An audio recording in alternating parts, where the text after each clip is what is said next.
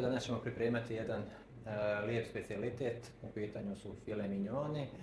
Malo ćemo ih bardirati sa slaninom. Šta znači bardirati? Znači omotati sa slaninom, da slanina ovako da tu jednu dozu i sočnosti i masnoće ovim mignonima. Mignoni su, kao što ste već učili u onoj prethodnoj lekciji kada smo obrađivali juneći file, to su 3 parčeta mesa koje se sjeku od junećeg filea.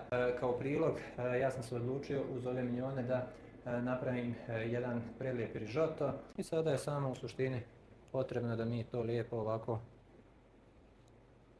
okolo, ne znam da li možete da vidite, ovako lijepo da badižamo, znači u suštini da oblikujemo lijepo kružić i da pritisnemo. Uzet ćemo ovaj jedan špiz i probiti ovo da drži, da nam se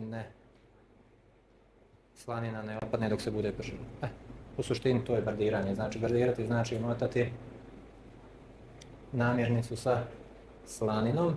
Bardirati možete piletinu, možete u suštini junetinu, sva neka mesa koja u sebi nemaju dovoljno masnoće, pa na taj način da ćemo ovoj junetini malo ovaj dimljeni ukus slanine, a sa druge strane da ćemo malo dozu te prekrasne masnoće iz slanine. Znači u zagrijanu tavu ulje nam se automatski onda zagrije i sada dodamo ove prekrasne mignone da se prže. Vidjeli ste, ja sam dodao malo više ulja, međutim kada ovo sve bude prženo ja ću ulje izvaditi i onda ću tek dodati sos, pošto ne želim da sos bude maslan previše.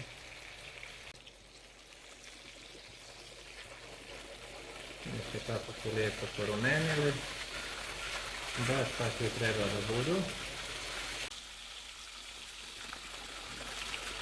Znači, stalno podlijevamo. Kažem, nisam planirao da koristim ovu slaninu i na ovaj način, ali kad je već imamo, zašto da ne obogatimo naš sos.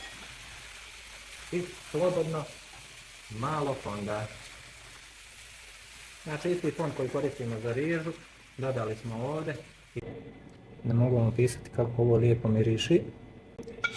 Naravno primijetite, najskuplje namirnice, najkvalitetnije namirnice uvijek se ističu. I sada malkice sosa, evo sos ćemo ovako u sredinu. I ovog prekrasnog sosa po riži, ove krskave slaninice ovdje na sredinu. Prijatno i uživajte.